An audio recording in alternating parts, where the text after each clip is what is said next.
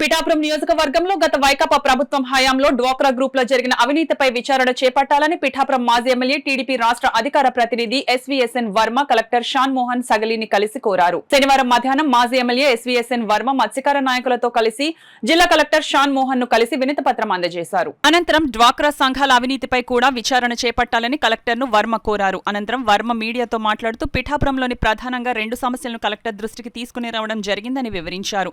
కొత్తపల్లి మండల TDP party అధ్యక్షులు అనిశెట్టి సత్యానందరెడ్డి, మత్స్యకార నాయకులు సూరాడ రాజు, చొక్కా డేవిడ్, భూషణం, కోవిరి రాంబాబు, అప్పన్న, అమోరియా తదితరులు పాల్గొన్నారు.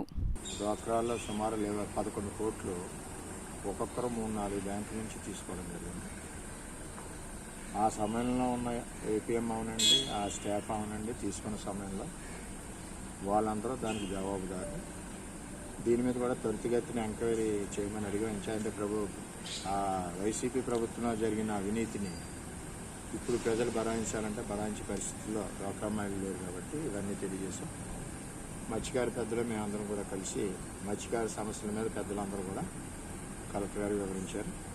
మొగ ఏదైతే ఉందో మొగ దగ్గర జరిగే ఇబ్బందులు, బోట్లు విరిగిపోయి మత్స్యకారులు వేటగాళ్ళు చనిపోవడం, దాంతోపాటుగా పార్కింగ్, బోట్స్ పార్కింగ్ ఏదైతే ఉందో దాని విషయాలు అన్నీ కూడా కూలంకషంగా పెద్దలు కలెక్టర్ గారితో మాట్లాడారు. కలెక్టర్ గారు కూడా సానుకూలంగా స్పందించి వారి సమస్యలను